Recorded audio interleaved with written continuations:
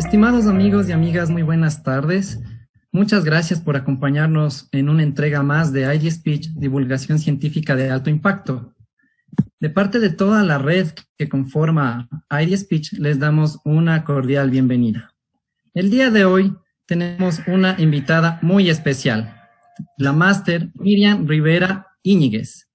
Miriam es investigadora principal del Centro de Investigación para la Salud en América Latina, CICEAL, de la Pontificia Universidad Católica del Ecuador. Además, es directora del programa de investigación, caracterización química y citogenética de anfibios ecuatorianos. Y también es profesora principal en la Escuela de Ciencias Biológicas de la PUCE. Muchas gracias nuevamente por acompañarnos. Al final les vamos a dar grandes noticias. Pasamos, por favor, con Miriam. Miriam, bienvenida. Buenas tardes, qué gusto para mí. Créanme que es realmente un privilegio el poder compartir con ustedes este espacio. La labor que ustedes están haciendo está permitiendo que la ciencia esté al alcance no solo de la comunidad científica, sino de la sociedad en general. Entonces, como les digo, para mí es un honor enorme el poder compartir todo el trabajo que hacemos en el Laboratorio de Investigación de Citogenética y Biomoléculas de Anfibios. He tratado de, en esta presentación, resumir años de estudio. Espero que les guste, a mí me fascina. Entonces, cuando ustedes gusten, podemos empezar. Bueno, como les decía, para mí es un gusto enorme. El día que yo recibí la invitación de ustedes, claro, yo emocionadísima, dije qué chévere poder, como digo, compartir el trabajo que todo un equipo ha realizado por muchos años. Y enseguidita en lo que pensé era cómo voy a titular mi presentación. Y en ese mismo instante, coincidencialmente, manda a un grupo de WhatsApp que tenemos entre biólogos, nos envía uno de los amigos una noticia y que dije, con esto puedo yo abordar el tema de mi trabajo. Y por eso yo le titulé La biodiversidad ecuatoriana al servicio de la humanidad. Como ustedes decían, este trabajo se desarrolla en el Laboratorio de Investigación de Citogenética y Biomoléculas de Anfibios, que está en el Centro de Investigación para la Salud en América Latina, que es un centro que hace unas investigaciones impresionantes que pertenece a la Universidad Católica. Entonces, como les decía, mi amigo me escribe y me manda esta impactante imagen. Claro, era el 22 de mayo, Día Internacional de la Biodiversidad.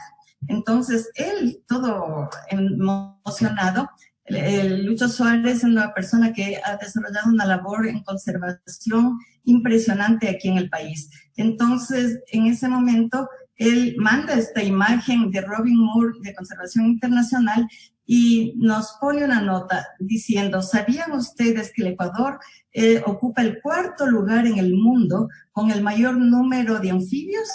Y imagínense, yo me puse feliz de la vida de que alguien esté dando esa importancia y esa trascendencia al grupo de organismos con los que yo he trabajado durante todos estos años. Entonces, yo, vivísima, aprovecho la oportunidad y le digo, por supuesto, porque precisamente el Ecuador se le conoce como un país mega diverso gracias a la cantidad de anfibios que tiene y ocupa el primer lugar en el mundo con el mayor número de especies por unidad de superficie. Esto está implicando que nosotros, con esta poca superficie que tenemos, lo chiquitito que somos, tenemos 3 veces más anfibios que Colombia, que tiene muchos más anfibios que nosotros, por metro cuadrado, y 21 veces más especies de anfibios que Brasil. Entonces, imagínense, eso nos hace sentir tremendamente orgullosos. Y no solamente ese dato, sino que además de las 629 especies de anfibios que están descritas formalmente en el Ecuador, 261 especies son endémicas. ¿Ya? Entonces, eso realmente nos llena de orgullo, pero a la vez nos llena de una responsabilidad enorme, porque basta de que una de estas especies endémicas desaparezca, de nuestro país desaparecerá del planeta entero. ¿Se dan cuenta? Entonces, realmente eso nos obliga a tratar de realizar el mayor número de investigaciones que vayan encaminados a generar conocimiento de este grupo de vertebrados, y desde ese punto de vista quise yo en este momento poner énfasis en el hecho de que esta inmensa diversidad de anfibios se va a multiplicar exponencialmente si nosotros nos fijamos en la cantidad de biomoléculas activas que se acumulan o se producen en la piel de los anfibios. Y la cantidad de estas biomoléculas es tan grande que verdaderamente la piel de anfibios merece el calificativo de ser un verdadero arsenal químico. Ustedes ven aquí en estas imágenes un corte de la piel de anfibios y pueden ver las glándulas granulares y las glándulas mucosas.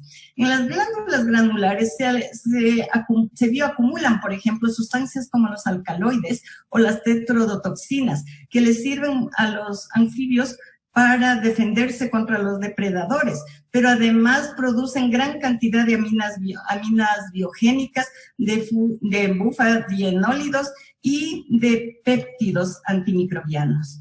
¿Qué es lo que ocurre? Imagínense la cantidad de biomoléculas que tienen, porque dentro de una familia de anfibios hay un sinnúmero o sea, todas las ranas de cada familia, cada una de ellas cada especie va a producir un sinnúmero de péptidos. Dense cuenta que yo recuerdo cuando empezamos a inmiscuirnos en este tema, leí un artículo del 2003 porque uno se pone a revisar la bibliografía, y el autor de ese artículo hacía referencia y hacía una proyección diciendo que si se analizan los péptidos, se calculaba que en ese entonces, cuando habían descritas en el mundo unas 5.700 especies, se calculaba que dentro de ellas no podría haber menos de 100.000 diferentes péptidos. Solo en este tipo de moléculas, mucho más si sumamos las biomoléculas de otro tipo. Entonces, eso me motivó para tratar de ir analizando, y en nuestro laboratorio ya nos hemos centrado o hemos podido realizar estudios sobre alcaloides que se bioacumulan en la piel de los anfibios y péptidos que se producen en las glándulas granulares de estos organismos. Entonces, el primer trabajo, ahorita les voy a contar sobre los trabajos que se han hecho con alcaloides y con péptidos. El primer trabajo que hicimos en el laboratorio ya era precisamente el tratar de detectar esta sustancia que se conoce como epibatidina, que es un alcaloide que resultó ser 250 veces más potente que la morfina, y yo creo que muchísimos, o la gran mayoría de quienes hacemos biología, sabemos que esta sustancia fue extraída de 750 individuos de esta especie ecuatoriana Epipedobates anthony. Ya, entonces, imagínense, esta epibatidina con este poder analgésico tremendo fue extraída de pieles de ranitas ecuatorianas. Ya, entonces, ¿qué es lo que ocurrió? La importancia de esta sustancia es por el hecho de que ustedes pueden ver la estructura química que tiene. Ya ustedes saben que el analgésico más potente que es usado por lo general hasta el momento es la morfina. La morfina actúa sobre los receptores opioides del cerebro, pero ustedes pueden ver que la epibatidina tiene una fórmula química bastante similar a la nicotina. Entonces es un agonista nicotínico que actúa sobre las neuronas colinérgicas, ya sobre los receptores de este tipo de neuronas. Entonces, el mecanismo de acción es diferente, porque va a actuar sobre los receptores alfa 3, alfa 4 e incluso alfa 7 de este tipo de neuronas colinérgicas. En cambio, la morfina actúa sobre los receptores opioides, y por eso la morfina trae tantos efectos secundarios, náuseas, mareos, delirios, etcétera, y dependencia, porque además cada vez la persona necesita dosis más altas de morfina cuando los dolores son extremadamente fuertes. Como esta sustancia o actúa sobre los receptores nicotínicos del cerebro, esos efectos no se dan. Entonces, fíjense qué importante este tipo de alcaloide, ¿ya? Y el asunto es que se llegó a desarrollar un agonista de esta sustancia, de la epibacterina, y se produjo en laboratorio la tebanciclina, pero resultó bastante irritante para el estómago, para la mucosa gástrica. Entonces están haciendo toda esa serie de estudios. Pero principalmente ahorita mucho se está estudiando la epibacterina como una solución alternativa para enfermedades neurodegenerativas, porque se ve que va a tener mucha afinidad contra estos receptores que yo les había mencionado, que son los primeros en desaparecer o dañarse, ¿ya? El momento en que se producen enfermedades como Alzheimer, Parkinson, esclerosis múltiple, por ejemplo. Entonces, la idea es que la epibacterina, al ser un agonista nicotínico, va a interactuar con estos receptores, les va a sobreestimular para evitar que se deterioren, o van a servir también posiblemente como un protector de estos receptores en las neuronas para controlar este tipo de enfermedades.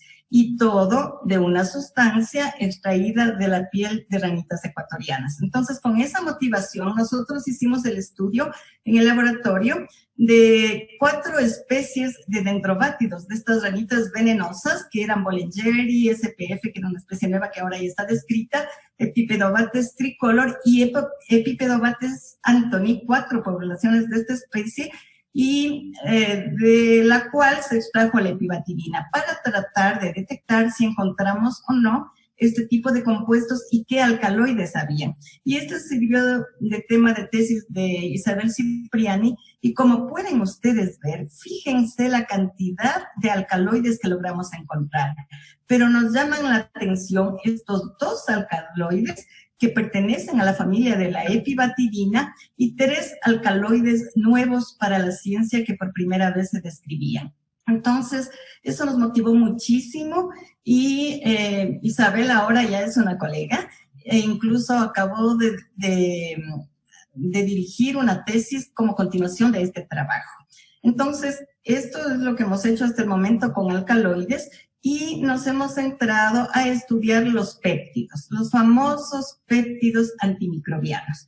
Ya, imagínense este artículo de Conlon del 2014, ya está describiendo actividades biológicas, porque la idea no solamente es decir existen tales péptidos, encontrar péptidos y punto, sino encontrar cuál es la bioactividad de esas moléculas. Entonces, imagínense, en el 2014 ya estaba reportando en un review que hizo Conlon las actividades anticancerígenas, antivirales, inmunomodulatorias y como agentes antidiabéticos.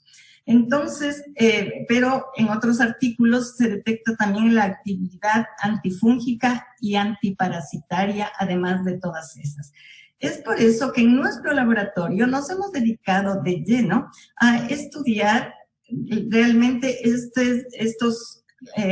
básicamente la actividad antibacteriana, antifúngica y anticancerígena de los péptidos antimicrobianos de ranitas ecuatorianas. Pero actualmente se está iniciando un estudio también con la actividad antiparasitaria. ¿Ya?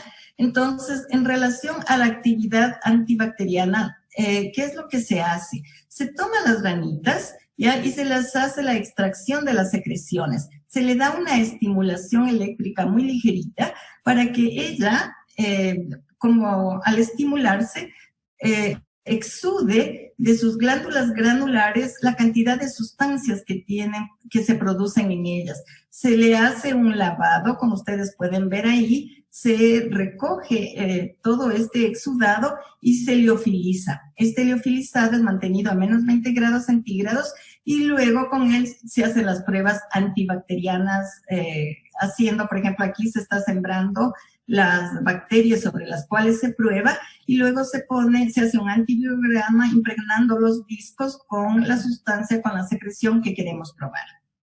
¿Ya?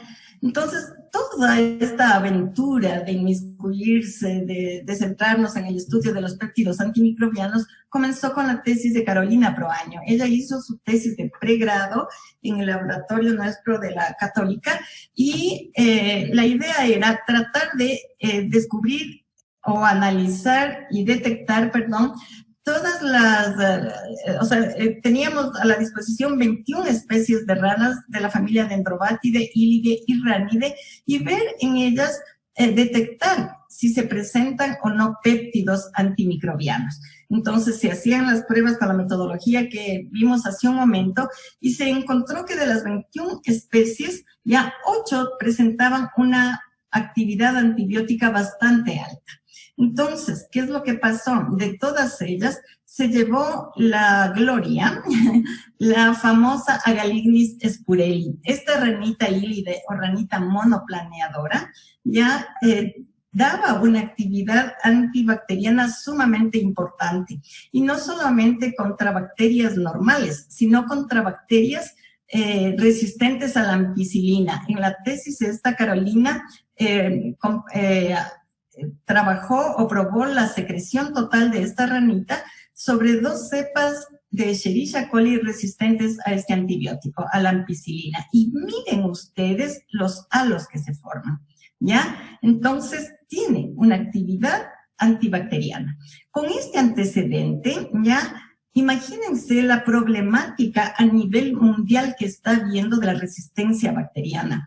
A veces subestimamos todos estos datos. Ya la resistencia bacteriana en este momento es tan alta que ocasiona, como en la diapositiva pueden ver, una alarma mundial. Ya, imagínense estos datos en el 2013. 80.461 infecciones severas por Staphylococcus aureus y 11.285 personas murieron en ese año, justamente por una Staphylococcus aureus multiresistente. Y en el Ecuador, en el 2014, la causa de morbilidad, tercera causa de morbilidad en nuestro país era justamente producida por infecciones. Entonces, ¿qué es lo que está ocurriendo? En la actualidad, la resistencia bacteriana es tan alta que la ONU hacía una proyección que si no se encuentran nuevos antibióticos que ataquen a estas bacterias tan resistentes a los antibióticos convencionales, ya hasta el 2050 se calcula que morirán anualmente 10 millones de personas anualmente. Dense cuenta. Entonces el problema es serio y la búsqueda de nuevos compuestos es maratónica y es urgente. No podemos dejar que sigan pasando más años corriendo el riesgo de no producirse más antibióticos, porque en realidad los laboratorios ahora no están generando nuevos antibióticos. Entonces las bacterias nos están ganando la batalla y no podemos dejar que eso pase. Esto sirvió de base o de estímulo para continuar con este tipo de estudios y aquí les he traído una tablita resumida de parte de los resultados de la tesis del doctor Andrés Caicedo bajo la dirección de la doctora Iliana Alcacer, una excelente microbióloga, y les he resaltado aquí, por ejemplo, qué es lo que se hizo. Se probó ya sobre aislados bacterianos, se probó 20 antibióticos convencionales y la secreción de la ranita. Y ustedes pueden ver, por ejemplo, en este aislado bacteriano, ¿ya? Que de los 20 antibióticos, de los 20 cepas, de los 20 aislados bacterianos, 17 resultaron, ¿qué ocurre? Que estas bacterias, este aislado bacteriano, resultó ser resistente a 17 de los 20 antibióticos que probamos, ¿ya? Pero ustedes pueden ver que fueron altamente sensibles a la secreción de Agalignis spurelli. Dense cuenta, potencialmente alguna molécula, algún péptido que está presente en la secreción total de esta especie tiene un efecto antibiótico contra bacterias que la mayoría de antibióticos convencionales no están logrando combatir. Entonces, hemos probado la actividad antibacteriana de esta. Entonces, ¿qué ocurre? También se nos ocurrió, valga la aparente redundancia, perdón, hacer pruebas de la secreción de cutánea de Agalignis sobre levaduras para ver actividad antifúngica. Entonces, se tomaron 5 especies de cándida y les traje el resultado de esta Candida albicans, que es una de las principales levaduras que ocasionan candidiasis. Y ustedes pueden ver en estos antibiogramas cómo alrededor de los discos impregnados con la secreción de la ranita no crece absolutamente nada. O sea, barre con todas las Cándidas albicans. Y estos resultados fueron consistentes para las 5 especies de Cándida. Por lo tanto, comprobamos también la actividad antifúngica de la secreción de esta ranita. Entonces, ¿cómo es que estos péptidos logran cumplir con estas funciones? Esto se debe a las características químicas que tienen, porque son péptidos relativamente pequeños, la mayoría de 9 a 50 aminoácidos realmente, aunque hay algunos un poquito más grandes, pero son bastante pequeños. Nosotros nos estamos manejando con péptidos de 21, 19, 21 o 25 aminoácidos. Estos péptidos son catiónicos, están cargados positivamente y tienen extremos ya hidrofílicos e hidrofóbicos, por lo tanto son moléculas anfipáticas que son lineales y tienen la propiedad de formar alfa hélices u hojas beta plegadas o estructuras cíclicas, es decir, van a tener una estructura secundaria también. Entonces, esta característica de ser así ya le va a permitir interactuar con las membranas de los microorganismos. Existen varios modelos, como ustedes pueden ver aquí, que están tratando de explicar cuál sería el mecanismo de acción de los péptidos antimicrobianos, pero yo me he tomado este del Barrel-Stave para tratar de entender cómo podría ser ese mecanismo de acción. ¿Qué ocurre? Tenemos los péptidos que están cargados positivamente, que tienen una parte hidrofílica e hidrofóbica, ¿ya? Entonces, en la membrana de los microorganismos se expresan cargas netas negativas. Eso permite que exista una interacción electrostática entre la carga positiva de los péptidos, que son catiónicos, ¿no es cierto?, con las cargas negativas, y se da esta interacción inicial. Y una vez que eso ocurre, por tener la parte hidrofílica e hidrofóbica, van a interactuar con los fosfolípidos de la bicapa lipídica de las membranas de los microorganismos. Y se van colocando perpendicularmente formando este tipo de canal. ¿Se dan cuenta? Entonces, ¿qué es lo que ocurre? De esta manera va formando poros en la membrana del microorganismo y termina lisando por completo a esa bacteria, por ejemplo. ¿Ya? Porque forma realmente una cantidad de poros impresionantes que, como digo, causa la lisis del microorganismo. Entonces, este mecanismo, ya esta propiedad, esta forma de actuar, también puede ser válida para poder evaluar la actividad anticancerígena de estas moléculas. Y por eso ya habían, obviamente, también reportes de que había actividad anticancerígena, y nos centramos en ese tipo de estudio. ¿Qué pasa con las células cancerígenas? El momento que una célula sana se vuelve cancerígena, ya la célula cancerígena empieza a expresar cargas negativas en su membrana. Cuando está sana tiene cargas positivas y cuando se vuelve maligna empieza a expresar cargas negativas. Adicionalmente, ustedes saben, las células cancerígenas se vuelven mucho más grandes, por lo tanto, ofrecen una superficie bastante amplia como para que los péptidos logren interactuar con ella. Ya disminuye en las células cancerígenas la cantidad de colesterol, por lo cual se vuelve más fluida, ¿ya? Y eso ayuda a que los péptidos actúen también. Entonces, en teoría, si nosotros sabemos que un péptido está cargado, positivamente, es muy probable que esa carga positiva le permita interactuar con la carga negativa de la célula cancerígena. Y empezó el primer estudio que hicimos para probar este tipo de actividad.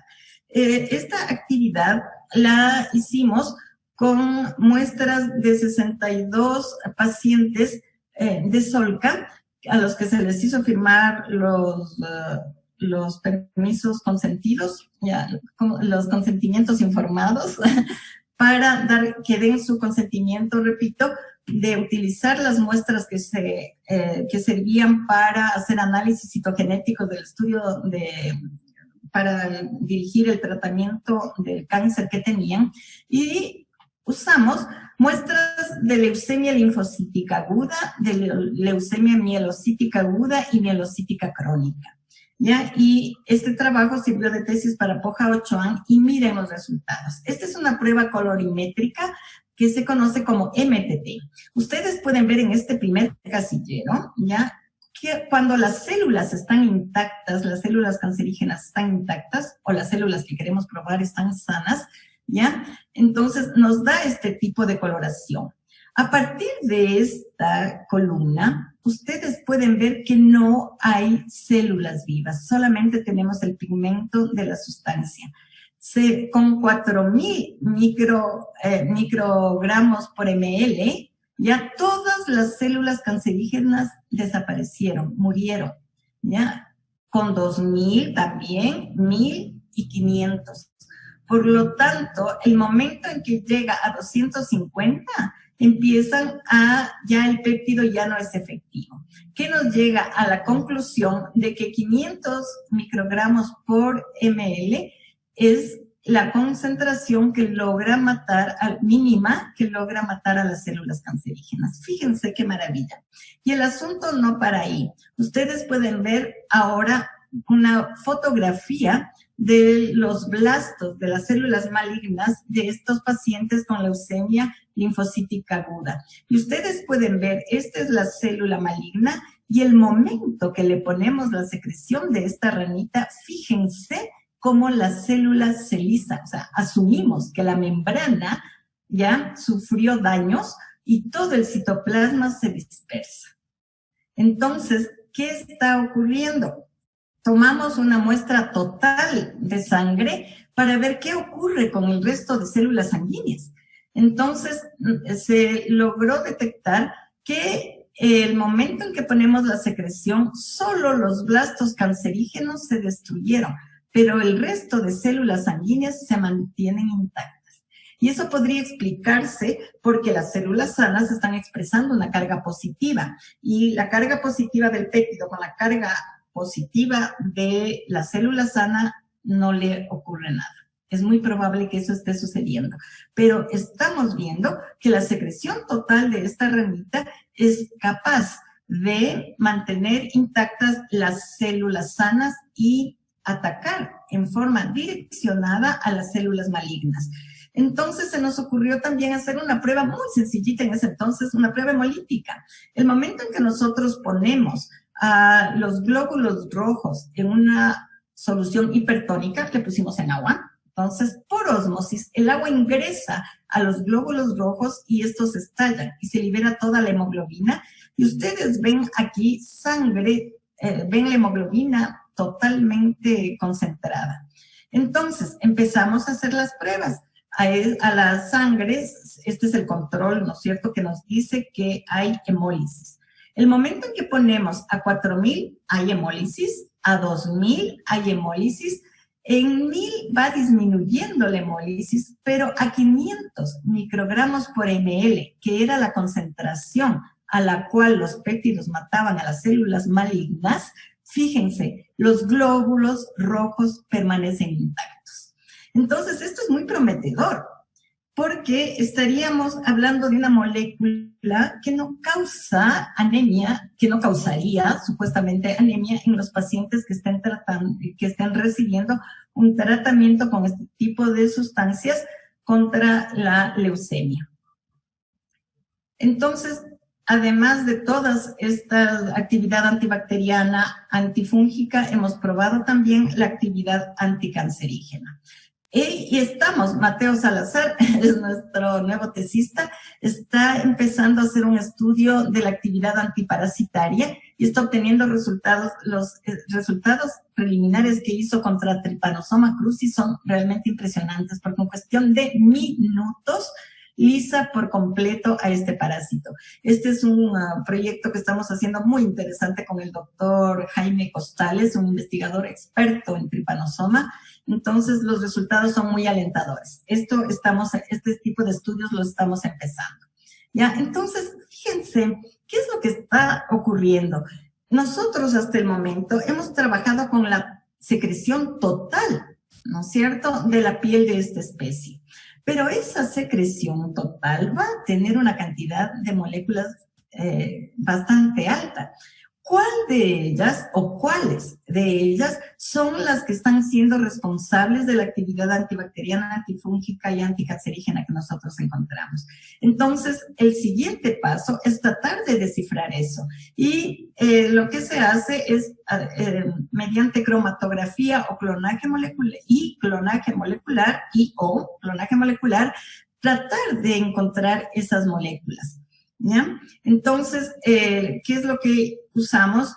Hicimos unas cromatografías líquidas de alta resolución, utilizando un HPLC, y tenemos este colector de fracciones, y vamos obteniendo aquí las distintas fracciones a distintos minutos de retención para separar las sustancias que existen en la secreción total. Y fíjense ustedes esa cantidad de picos que encontramos, denotando que en la secreción total de Agalignis hay por lo pronto, en este cromatograma ustedes pueden ver que llegamos a describir 73 fracciones diferentes. Pero, si ustedes pueden ver acá, muy probablemente cada pico no está representando una molécula. Hay que volver a cromatografiar y purificar cada uno de ellos para ver cada pico cuántas moléculas y qué moléculas son. Entonces son bastantísimas.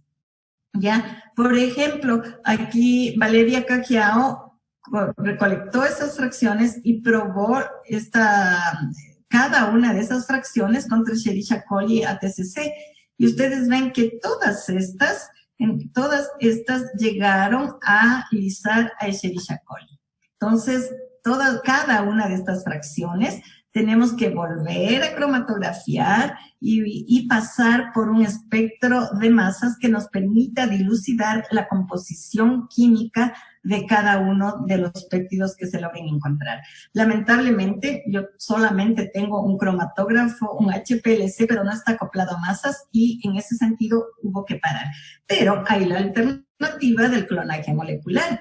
Y en el laboratorio ustedes ven esta tan dinámica imagen que fue hecha por Benito Sánchez.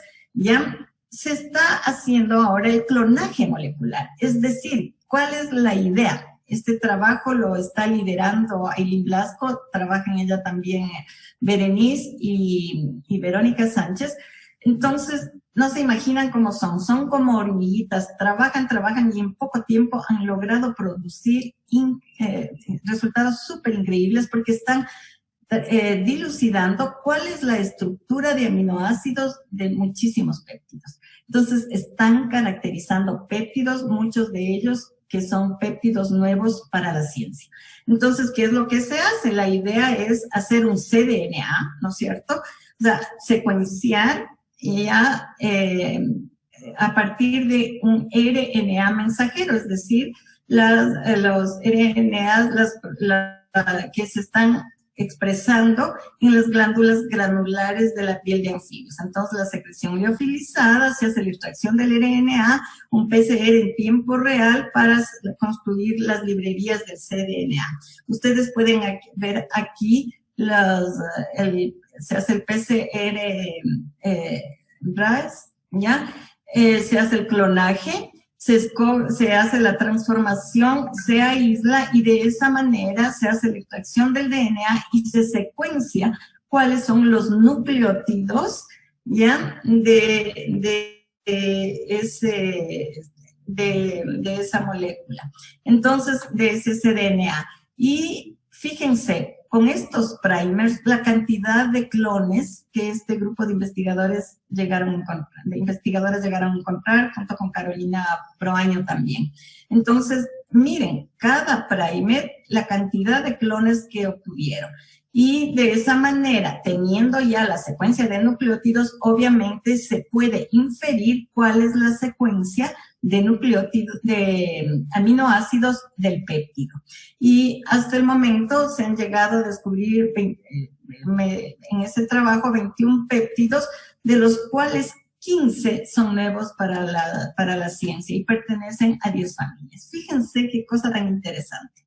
¿Ya? Entonces, una vez que ya se tiene la secuencia, se sintetiza esos péptidos, se manda a sintetizar y esos péptidos luego van a ser purificados y luego, mediante espectrometría, verificar que en realidad estén puros para poder tener la certeza de que esa molécula es la que va a ser probada cada una de las bioactividades que se quiera analizar. ¿Ya? Entonces, aquí les traje el resultado de 5 péptidos. Este fue un proyecto de Carolina Proaño, que ella logró secuenciar. Miren, aquí está la secuencia de aminoácidos. Aileen Blasco, que lidera todos, como les decía, estos estudios.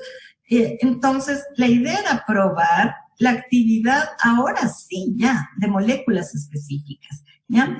Y les estoy aquí mostrando la actividad, ya, de la dermaceptina SP2 sobre Escherichia coli y sobre Staphylococcus aureus. Y ustedes pueden ver, ya, en estas imágenes, cómo la actividad de este péptido es definitiva. No hay crecimiento bacteriano hasta esta concentración de 8 miligramos por litro.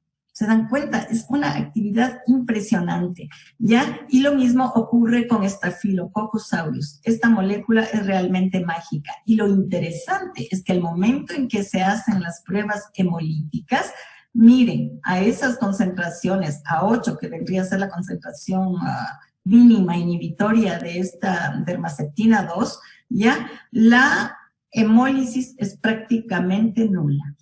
Esta molécula promete muchísimo. Y obviamente ya fue reportada en una publicación, esta con muchas otras moléculas, con algunas otras moléculas que habían sido ya descifradas, y esta fue una publicación que ya donde se reportaron estos datos. Entonces, ustedes pueden ver, hasta el momento vimos toda la actividad que tienen péptidos procedentes de la piel de Agallignis, pero también melansolacuinita. Hemos hecho también con secreción total, trabajos súper interesantes. Por ejemplo, este trabajo de Camila Silvetti, ya en la que ella probó bacterias, toda la actividad, la secreción total de una especie de bufónido del género Atelopus, ¿ya? Sobre bacterias altamente resistentes. Y llamo la atención de Serratia marcescens porque esta bacteria fue la causante de la muerte de varios neonatos que se contagiaron de esta bacteria en un hospital aquí en el Ecuador. Entonces, probaron con todos los antibióticos disponibles, hicieron un cóctel por poco de antibióticos para controlar a esta bacteria y fue insuficiente. Todos los niños, estos neonatos, terminaron muriendo. Sin embargo, ya, el momento en que nosotros probamos la secreción de este bufónido sobre estas bacterias de Serratia marcescens tan resistentes, fue lo único que le mató. Los otros antibióticos no le hicieron absolutamente nada, no causaron efecto en el crecimiento de esta bacteria, pero la secreción total de este Atelopus logró controlar a esta bacteria cestina. Dense cuenta. Y también Miguel Yumikinga, como parte de su tesis, probó el efecto de esta especie del género rana. Es una especie nueva para la ciencia, esta ranita todavía no está descrita, ¿ya? Y probó contra todas estas bacterias aislados, contra todos estos aislados ATCC y sobre aislados clínicos multiresistentes sobre Serratia y sobre Staphylococcus. Ya se hizo antibiogramas y obviamente se hicieron las pruebas hemolíticas. Y miren este resultado. Sobre las cepas ATCC de todas las bacterias, incluyendo Serratia marcescens, no dio mayor resultado. Pero contra Staphylococcus aureus, ya, es impresionante, este Staphylococcus aureus multiresistente logra controlar al 100% o inhibir al 100% el crecimiento de Staphylococcus aureus. Y la prueba hemolítica, nuevamente, ya vemos que es prácticamente nula la actividad, o sea, es mínima la hemólisis que ocasiona esta secreción sobre los glóbulos rojos sobre los que probamos. Entonces, los resultados que estamos obteniendo son sumamente interesantes. Se ha probado también la actividad citotóxica de una picturina, es un trabajo que hicieron Berito, Aileen y Bere, y ustedes usando unas células de melanoma metastásico, que es uno de los cánceres de piel más agresivos. Y como su palabra lo dice, las células migran hacia otros órganos. Entonces, se probó contra ellos, esto fue con la ayuda de Santiago Guerrero y el doctor César Pazmiño de la UTE, nos ayudaron con las cepas con las líneas celulares de este cáncer, y miren los resultados que obtuvimos. Realmente, ya, se pudo detectar la muerte de las células, malignas de este carcinoma. Y además se complementó ese estudio con un estudio de migración celular. Y se puede ver, aquí está el control, que la migración se detiene por completo. Es decir, no solamente mata las células, sino que evita a las células malignas de este cáncer, sino que evita su migración para de esa manera también controlar la metástasis. Entonces, estos resultados, créanme que nos emocionan terriblemente y nos motivan para continuar trabajando en temas de esta índole. En forma total, aquí también se probó, es un trabajo que colaboró la doctora Marvel Torres de la ESPE, que tenemos que continuar porque lo dejamos realmente detenido, sobre cáncer de pulmón, y también tenemos actividad tanto en de la secreción total de Agallignis spurelli y Filomedusa tomopterna. ¿Ya? Que para terminar, yo quisiera mostrarles también un trabajo interesante, que fue el tema de tesis de pregrado de Nori González. Y digo que fue interesante porque se probó el efecto de los glucocorticoides y del estrés sobre la producción de los péptidos antimicrobianos. O sea, está probado que los glucocorticoides, incluso en nosotros, ¿ya? El momento en que nos estresamos mucho, nosotros llegamos a inhibirnos inmunológicamente hablando. Entonces, se da por el hecho de este eje hipófisis, hipotálamo, hipófisis, glándulas suprarrenales. Entonces, un poco era la idea, si nosotros sabemos, ya que ese es el mecanismo por el cual los glucocorticoides inhiben el sistema inmune, ¿qué pasa con el estrés? ¿Qué pasa con las ranitas bajo el efecto de los glucocorticoides y bajo el efecto del estrés? Entonces, miren el resultado. Esta es una Agallignis que está sanita, y el momento en que le ponemos bajo el efecto de los glucocorticoides, miren la piel cómo se pone. Hay una transformación impresionante en la ranita, y a la ranita que le estresamos tiene un efecto similar, ¿ya? El análisis, este estudio es yo les estoy diciendo así en forma general, pero realmente fue el análisis del inhibidor que el glucocorticoide activa para que inhiba la producción de péptidos. Entonces, ustedes, ¿qué ocurre en esta ranita que le estresamos? Esta ranita se contagió incluso del quitridio, este hongo que está diezmando a la población de anfibios a nivel mundial.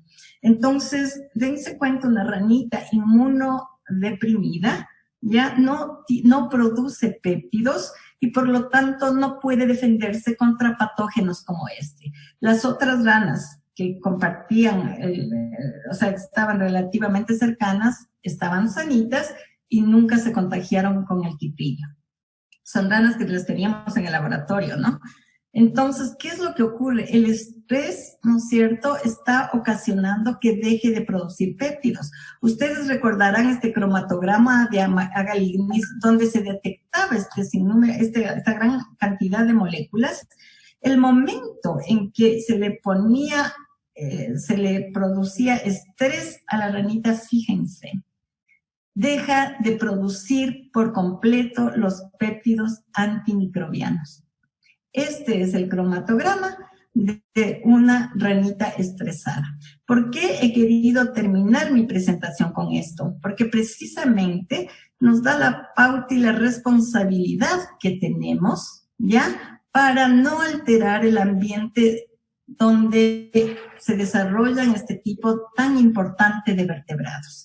Son organismos que, como ustedes pueden ver, está siendo la fuente de biomoléculas con posible aplicación médica, que podría dar solución a problemas de salud pública tan grandes como el cáncer y como la resistencia bacteriana. Y si nosotros dañamos su hábitat, vamos también a ocasionar un estrés de ellos, porque cuando experimentamos lo que hacíamos era eso, cambiarle de hábitat permanentemente a la ranita. Y si nosotros estamos ejerciendo esa presión, ya estamos estresando y muy posiblemente ellas no sean capaces de sobrevivir frente a infecciones de patógenos. Ya, espero que lo que hasta aquí yo les he contado nos sirva de estímulo para encontrar mecanismos para proteger a los anfibios, y les dejo con esta imagen de que las ranas y sapos son verdaderos tesoros vivientes que merecen ser protegidos. Les quería contar también reiterar que esto se hizo en el ICBA, en nuestro laboratorio, ¿ya? Y no pudiéramos haber hecho todo lo que hemos logrado hasta el momento si no fuera por la colaboración con otros grupos de investigadores. Por ejemplo, la doctora Ileana Alcocer y Mercedes Rodríguez del Laboratorio de Microbiología de la PUCE. Ya ha sido un soporte inmenso porque nos proveen de las cepas bacterianas, de los microorganismos. El Museo de Zoología CUCAS, el doctor Santiago Rolón, permanentemente nos ha estado ayudando con la colección de ranas y proveyéndonos de especímenes, por ejemplo, y varios otros investigadores. La doctora Janet Zurita nos dio las cepas de las levaduras, la doctora Eligio Campo nos daba las muestras de células sanguíneas malignas. Y Ailín Blasco, quiero resaltar eso, Ailín Blasco es una investigadora de primera línea que con su dedicación ha sido un soporte básico para las investigaciones que hacemos en el laboratorio. Y obviamente todas estas investigaciones ha sido también gracias a la ayuda de los estudiantes de pregrado y posgrado de la Universidad Católica. Ellos no tienen idea lo motivados que son. Aquí he traído fotos de varios equipos de investigación, algunos estábamos en el laboratorio anterior y seguimos aquí con más, los grupos van cambiando, muchos chicos voluntarios. Me encanta cómo en en la Facultad de Ciencias Exactas y Naturales, en la Escuela de Biología, los chicos llegan a tener la oportunidad de involucrarse en las investigaciones que se hacen en nuestra escuela y se involucran con un entusiasmo, con una pasión y nos ayudan muchísimo, ¿ya? Y fíjense qué maravilla, este es el equipo actual. Esta foto fue tomada hace unos mesecitos nada más en una casa abierta que se hizo en el CICEAL, ¿ya? Y está el equipo Miguel, que hizo el estudio sobre ranita y que permanentemente está haciendo las pruebas microbiológicas, Berenice, Berito, Mateo, que está haciendo su tesis ahora, y Ailín Blasco. Y está aquí también el director del CICEAL, el doctor Mario Grijalva. Entonces, quiero agradecer muchísimo a las distintas instituciones y a las distintas personas que han dado lugar a a la obtención de todos estos resultados, que han colaborado mucho.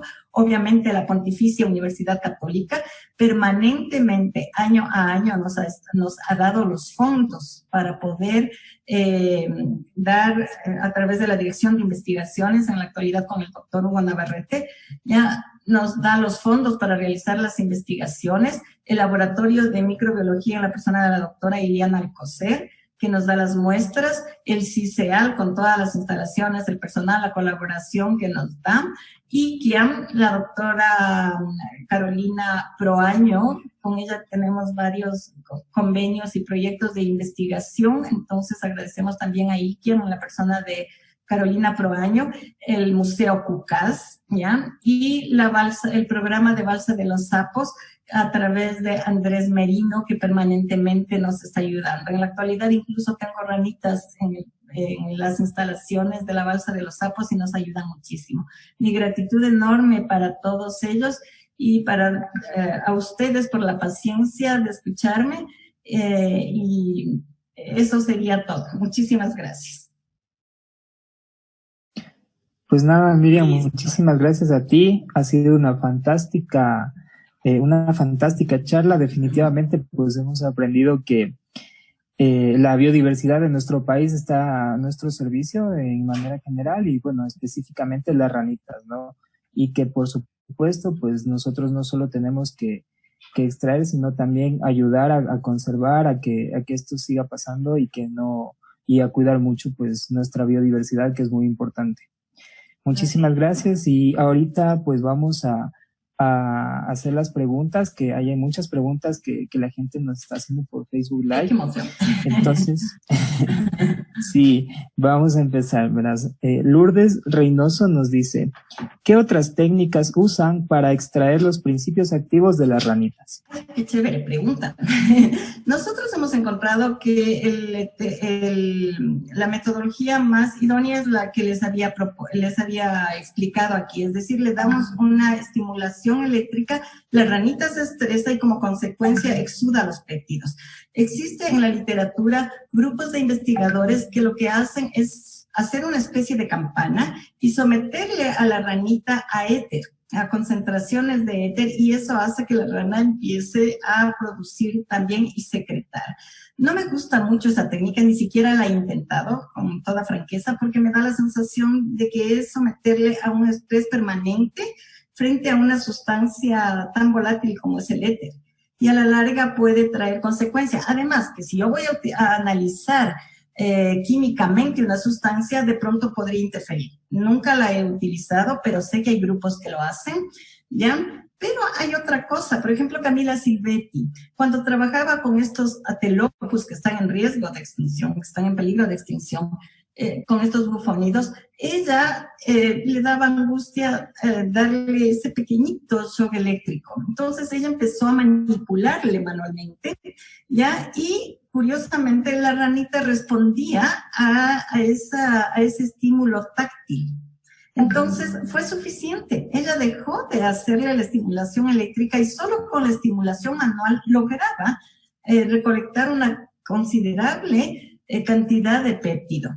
Funcionó con esa ranita, ha funcionado con algunas especies, pero hay especies con las cuales el estímulo táctil no funciona. Entonces ahí es cuando optamos por eso. La idea es que tratar de perjudicar lo menos posible a los especímenes. Pero con esta técnica del shock eléctrico, realmente no les ocasionamos daño. A Galignis Spurelli, cuando yo revisaba en la bibliografía, había un promedio de vida de 8 años. Y nosotros llegamos a tener especímenes durante casi 16 años en el laboratorio. Imagínense, incrementamos terriblemente, prolongamos la vida de estos especímenes, y eran especímenes que permanentemente estaban siendo utilizados para la extracción de péptidos. Entonces, una opción es la cuestión manual. Si no da resultado, porque a veces la concentración, cuando se le hace manualmente, la concentración de secreción es muy baja. Entonces, no es tan recomendable cuando sucede eso. Y tenemos esta opción que no está siendo agresiva contra los especímenes. Eso sería. Gracias, Miriam. Bueno, yo primero felicitarte por la charla. Puedo decir que tengo el placer de formar parte del equipo de investigación del ICBA. Este tema, o sea, me alegra que se comparta esto en esta ocasión porque es un tema que verdaderamente apasiona. No soy bióloga, soy biotecnóloga, pero este tema en verdad apasiona y me ha tocado aprender cosas de las ranas, temas de biología que es muy, muy interesante y tiene muchas aplicaciones, así que es excelente que en esta ocasión se visibilice ese potencial que tienen las ranitas. Bueno, Así es, Benito, tu experiencia como biotecnóloga ha sido de una ayuda impresionante. O sea, está siendo de muchísima ayuda en nuestro laboratorio, Berito. Muchísimas gracias. Gracias. Yo voy a continuar con las preguntas. Juan Páez nos pregunta que si la tan famosa epibatirina que la sacaron de las ranitas de aquí, ¿se llegó a probar en pacientes? ¿Se sabe eso? Y si tiene efectos secundarios. O sea, la epibatirina como tal no, sino la tebaciclina que yo les había puesto, que es un agonista, o sea, una molécula sintética a partir de la fórmula química de la epibatirina, ¿ya? Entonces, se utilizó sobre pacientes, ya llegó a esa etapa. El problema fue, como les contaba, que empezó a ocasionar problemas gástricos bastante severos. Entonces, ahí descontinuaron el uso y están buscando nuevos agonistas de epibatirina que quitándole básicamente el átomo de cloro que tiene por ahí para tratar de evitar este tipo de efectos sobre el estómago. Pero como les decía, ahorita está sirviendo muchísimo para investigar la forma de controlar, de detener ya o prevenir enfermedades neurodegenerativas por el hecho de que ellas actúan sobre estas neuronas colinérgicas, ya sobre los receptores nicotínicos de este tipo de neuronas. Entonces, que son, imagínense, estos receptores son los primeritos en desaparecer en los pacientes con Alzheimer. Entonces, se supone que si le ponen un agonista de la epibatirina, va a estimular estos receptores, les va a excitar a estos receptores y con eso la pérdida de la memoria podría ser detenida. Imagínense qué potencialidad y todo de secreciones de ranita ecuatoriana, de la Epipedobates anthony. Sí, definitivamente bastante interesante. Andrés Ambuludi nos pregunta también, Miriam, ¿cuál es el estado del país en cuanto a una producción industrial de estas sustancias? O sea, ahorita nula, ¿ya? No se está produciendo, o sea, lo que está es en etapa investigativa. Como les decía, el grupo, o sea, Carolina Proaño hizo la tesis de licenciatura acá, fue al Reino Unido, hizo su posgrado, su doctorado allá, y ahora está trabajando en IKIAM. Entonces, ella está formando también un grupo muy importante donde se está estudiando también los péptidos antimicrobianos, y con nuestro grupo combinamos, porque la idea es sumar fuerzas. Entonces, lo que hasta el momento hemos obtenido ha sido eso, o sea, investigar qué péptidos hay, cuál es la secuencia de esos péptidos, y en forma regular lo que se hace es probar contra Escherichia coli, contra Staphylococcus aureus y contra Cándida y la prueba hemolítica.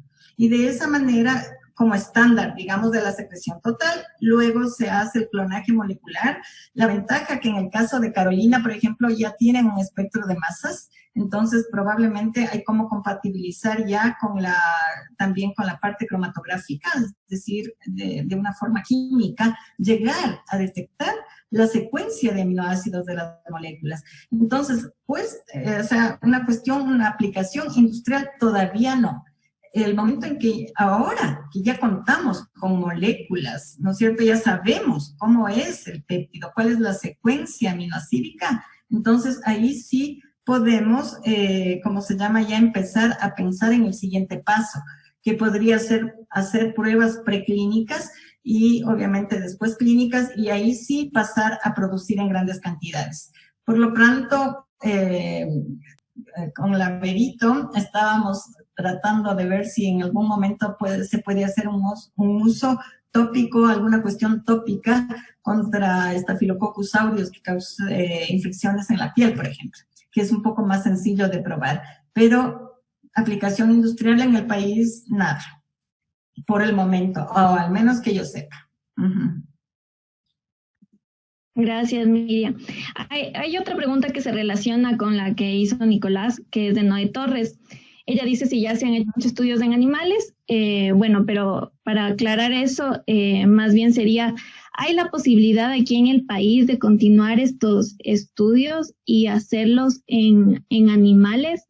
O sea, ¿qué institución o qué entidad nos podría colaborar en esa siguiente fase? Sí, la idea un poco es eso. O sea, espacios como estos, Berito, nos permiten que la gente se entere que estamos haciendo este tipo de trabajos. Y de pronto ahí surge contactos con los cuales podríamos hacer. En este momento nosotros no estamos haciendo pruebas clínicas, se está instalando el bioterio, o sea, hay un bioterio en el CICEAL, pero todavía no tenemos, no hemos hecho pruebas con animales. Sin embargo, hay un científico que está en la UDLA, por ejemplo, sabemos, este chico fue estudiante, biólogo de la Católica, hizo su posgrado y ahora está trabajando en la UDLA, que sé que hace experimentos con ratoncitos que tienen cáncer.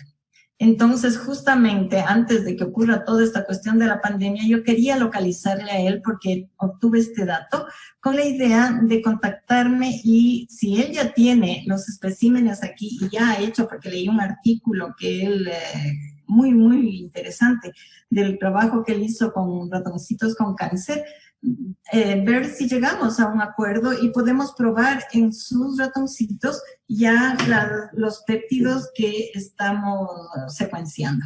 Entonces, hay en el INSPI también tengo entendido que se me fue, perdón, el nombre de la investigadora, era una doctora venezolana que trabajaba en el INSPI. Ella también estaba condicionando instalaciones del INSPI para hacer criaderos de especímenes con los cuales se podían ya empezar a hacer estudios clínicos, no solo de los péptidos de bacterias, de ranas, sino con otras sustancias extraídas de plantas, por ejemplo. No sé cómo estará el estado de ese bioterio, si está funcional, no sabría decirte, pero sí, o sea, la idea es esa. Ahorita que ya empezamos a tener moléculas, lo ideal sería ligarnos con empresas, con instituciones, con centros de investigación donde tengan ya los animales en los cuales podamos probar la eficiencia, porque una cosa es en el laboratorio. Todas nuestras pruebas han sido in vitro, pero ya no sabemos cómo va a reaccionar, o sea, cómo van a actuar sobre los especímenes, ya sobre un organismo vivo. Entonces, ahí la cosa cambia. Tenemos que encontrar el vehículo adecuado en el cual poner los péptidos para que cumpla el efecto. En teoría, si tiene una baja hemólisis, una baja citotoxicidad, y una forma direccionada de actuar sobre ciertas células o sobre las bacterias, etcétera, que promete muchísimo, ¿ya? Pero, como les digo, una cosa es en el laboratorio y otro in vivo. Eso, Berito. Sí, por supuesto que sí. Muchísimas gracias, Miriam. ¿Y no crees, yo creo que podríamos tal vez compartir tu contacto con todos nuestros seguidores, por si acaso haya por ahí alguien que esté interesado en colaborar, tal vez? Por favor, a través de ustedes les agradecería que hagamos eso, porque de eso se trata. Si nosotros hacemos ciencia de manera aislada, no llegamos a nada. No adelantamos. La cosa es optimizar, por ejemplo, equipos que tenemos, ¿ya? Si un laboratorio tiene un equipo que nos cuesta $100,000, ¿ya? Qué chévere que ese equipo pueda ser utilizado por distintas instituciones que hagan distintos tipos de investigación. O sea, nuestro país necesita ese tipo de interacción, de ayuda mutua. Entonces, para mí va a ser un gusto poder darles el contacto y yo les entregaría a ustedes para que ustedes puedan hacerlo. Y si hay personas interesadas y que crean que podrían dar un uso adecuado de este tipo de moléculas, chéverísimo, hay que conversar. O sea, la idea es que la ciencia avance. Entonces, para mí va a ser un gusto enorme. Por supuesto que sí. a nuestros seguidores, pues que estén atentos. Si alguien necesita el contacto, pues enseguida vamos a hacerles llegar. Seguimos con las preguntas, Miriamcita. Dice Fernando Ayala: felicitaciones, Miriamcita. Una investigación muy importante para la humanidad. Sobre los estudios contra el cáncer, ¿cuáles son los siguientes pasos de su investigación y cuándo se podría tener una aplicación? Sí, o sea, vamos a esto. Fernando Ayala ha sido de una ayuda. Alguna vez, en las primeras salidas al campo que hice a recolectar ranitas, él me acompañó. Así es que, Fernando, un gusto enorme. Gracias por el apoyo y ese aliento que permanentemente nos estás dando. Pero sí, en realidad, o sea, ahorita, por ejemplo, esta picturina ya está secuenciada. Entonces, la idea era justamente, como les digo, tratar de entrar en contacto con personas o laboratorios que tengan especímenes en los organismos en los cuales nosotros podamos ya probar. Ese sería el paso inmediato. Yo quiero dar ese brinco. Ya es chévere. O sea, tenemos para investigar. Imagínense que aquí básicamente les he dado la pauta de la actividad de una especie de rana. Tenemos en el país 629 especies de anfibios.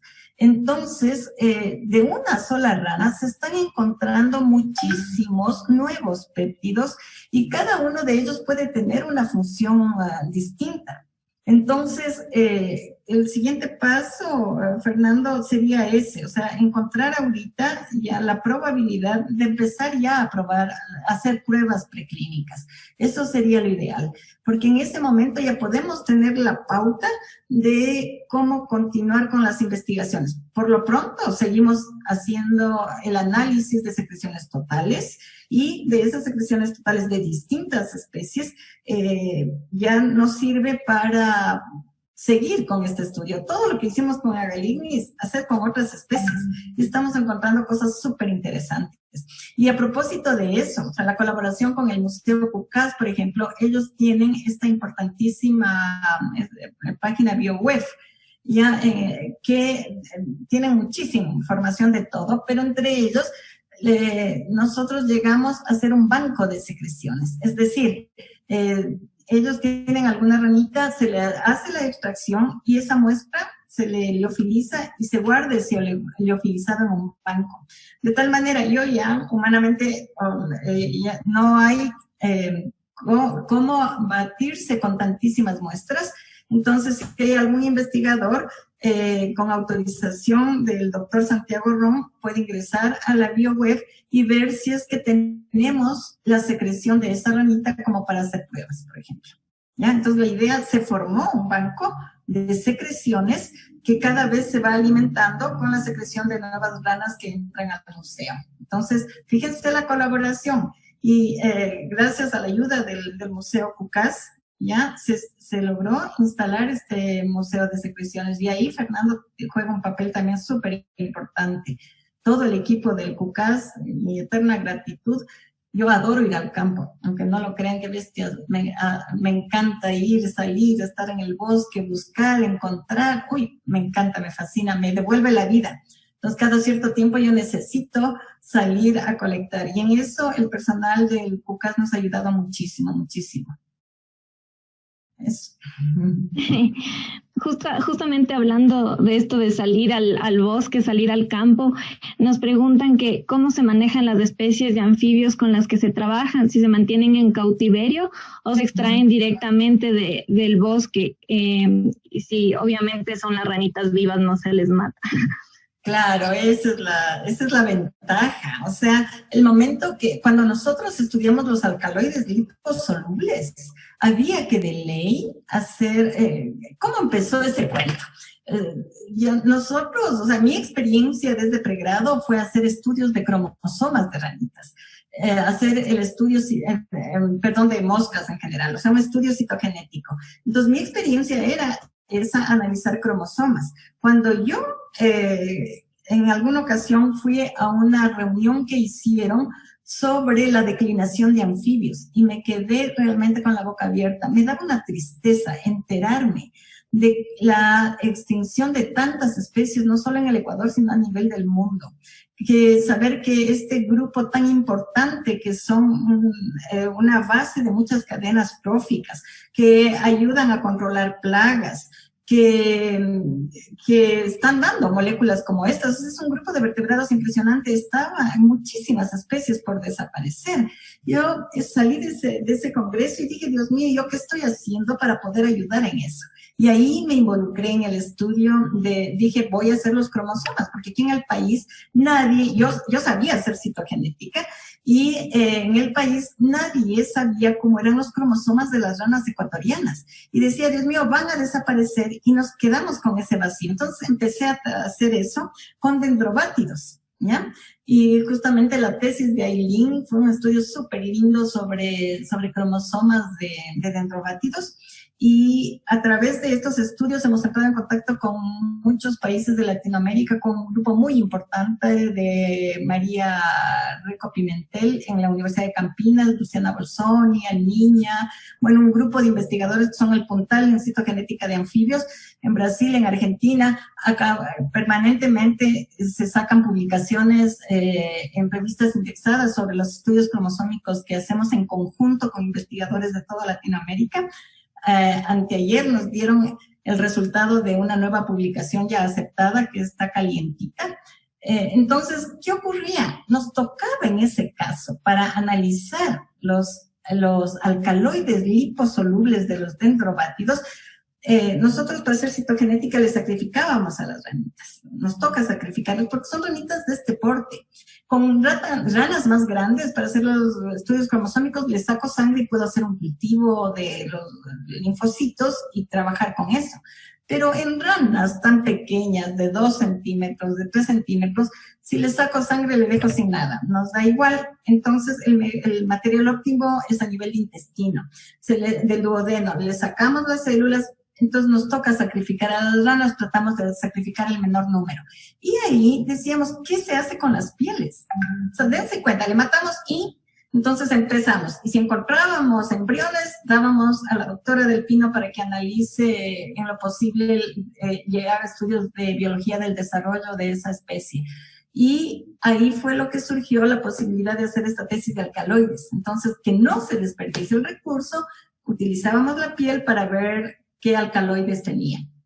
Entonces, la ventaja con los péptidos es que no les sacrificamos a las ranas, sino que les mantenemos en vivo. Una posibilidad va a depender obviamente del tipo de población y de rana con la que estamos trabajando, es en la naturaleza ya estimularles manualmente para sacarles la extracción, la secreción.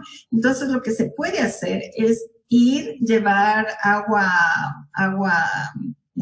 deionizada y colocar al espécimen, se le toma la foto, se le colecta y se le puede hacer una estimulación manual en una fundita plástica, una Ziploc, con esta agua y manipularle manualmente para que ella se exprese y bote el péptido.